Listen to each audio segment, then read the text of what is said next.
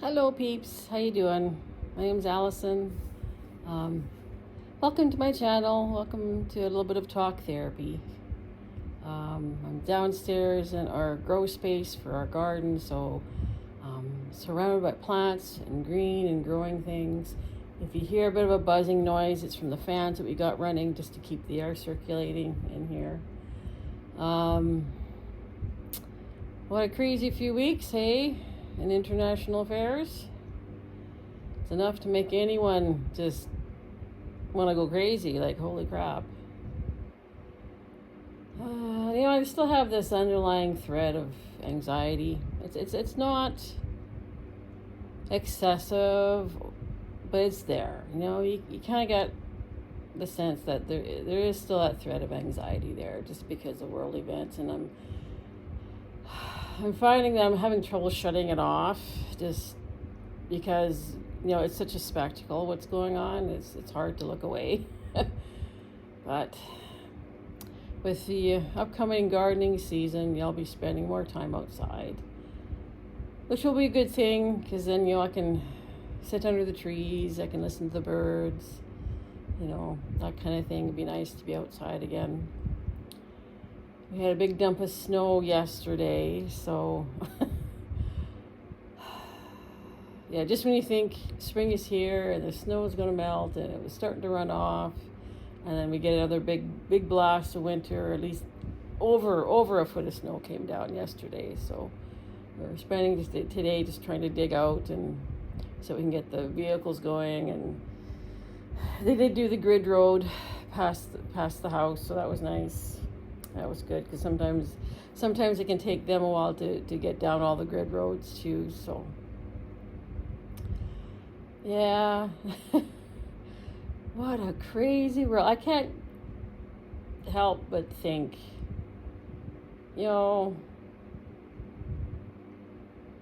sure I've said this before. I never thought that I would live to see a day when that potential for a world war would be upon us. And yes, it's there, it's up and down.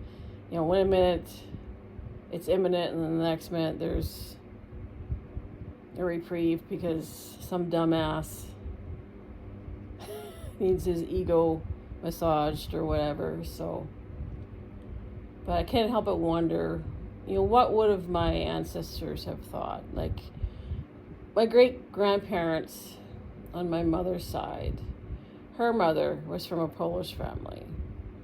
So my great-grandmother's parents would have been from Poland, and they emigrated.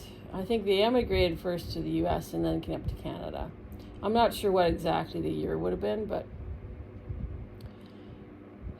I often wonder how they would have felt when it was announced. The world was at war, Second World War, First World War. How would they have felt? Would they have felt the fear and the anxiety? How much of it would they have heard too? Like, because, back in the earliest 20th century, you weren't inundated. I mean, yes, there were newspapers, and they probably would have had radio.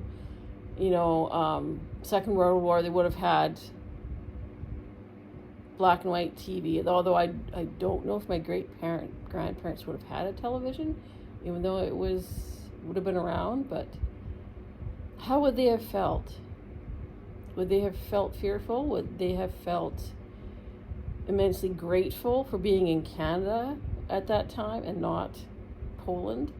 So makes me wonder how they would have felt, and what their thought processes would have been, and whatnot. I mean, they were farmers, so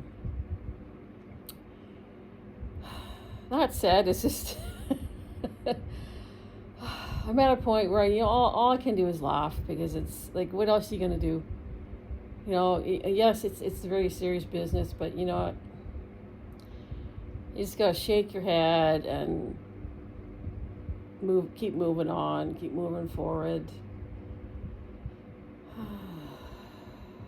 It's so nice. Actually, I can feel some of the tension and my stress lifting just sitting here and being present with the plants and everything else. I don't know how much of this you can see, but we got all kinds of green and growing things going on, mostly peppers right now. Peppers, there's a few flowers, we got some tomatoes, onions and stuff going. So we do a market garden, though I kind of told Glenn, I kind of mentioned it to him in passing. It was something, he made some sort of comment about what was going on. I just kind of said, now might be a good time to do just a little bit of prepping. Not a lot, don't panic, just, make sure all your propane tanks are full. The ones for the barbecue, the ones for the camper. Just if you need any extra fittings for those tanks, maybe make sure you got those. And he's going, yeah, but I was thinking more along the lines of ammunition. He has a hunting rifle. And that is something, a hunting rifle, and making sure you've got ammo for the hunting rifle would be handy. So I know he has been slowly stocking up on stuff like that. Not panic buying or anything, but just the extra box here and there. I know I've been sort of trying to do the same thing, but not panic buy, just buying a few extra tidbits here and there, just because. Because it's hard not to fall into that panic. It's hard to not feel like you're giving into that fear when you're doing that. It's because you don't want to play into that. You don't want to play into that timeline of fear. You don't want to be, and then I guess we're all in a sense being controlled by that fear, whether you're allowing yourself consciously or unconsciously, in ways we're all victims of that. But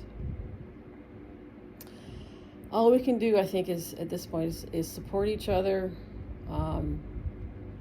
I think just sending lots of love just out into the world is a good way to, even though it's something small, but it's still energy and it still has an impact. And is just expressing gratitude for what you've got around you too. I'm grateful for what I've got around me. I'm grateful for my home in Saskatoon. I'm grateful for being able to be out at the farm. I'm grateful for all of that. So that's a good place to start too, is just with gratitude. Because where we are, we're relatively safe. We don't have a lot going on other than, late winter, blizzards. So how are you guys doing? How are you guys making out there? Make sure you reach out to friends and family and just keep in touch with them. Make sure they know where you are and where where they're at, and just build that community with your neighbors and your friends and your family. I think that's important at this time. Yeah, because as they say, it's probably going to get worse, and I think there's going to be more shocking things to the system as we go along. We know, I don't know how, this is my own opinion, so, and I actually know very little about economics and markets and stuff like that, but this, everything that dumbass says affects the markets, right? Like they go up and down, and I'm sure him and his family and his cronies are making a piss load of money as the markets go up and down. It's obvious to most of us that it is a market manipulation. I can't help wonder, they keep saying that there's going to be an impending economic crash, and I have to wonder if it's going to be another one of these major market crashes where people just get fed up with that type of system, and they pull all their money out, they put it into cash or whatever, and just sit on it and just say to hell with the markets, because the only ones who are making money at it are the ones who already have money, when you really think of it. But that's just my opinion. Like I said, I have absolutely no no knowledge or wisdom or education in terms of that, so I really don't know what I'm talking about. But that's just my own feeling, that people are just going to say enough and just walk away from it and find other things, real-time things, local businesses to invest in, rather than these nameless companies that God knows what they're actually doing with the money, right? So just my opinion. But anyway, hope you're doing okay. I just thought I'd do a check-in with you guys. I'm gonna been trying to do these regularly, but it's been a busy couple of weeks with the Easter holiday and with everything we got going on down here. It's been kind of busy. So, but yes, it's nice chatting with you. Nice to see everybody here. Hope you're all doing well. I want us all to win. I want us all to succeed. So, anyway, take care. Have a great week, and I'll be chatting with you again soon. Bye for now.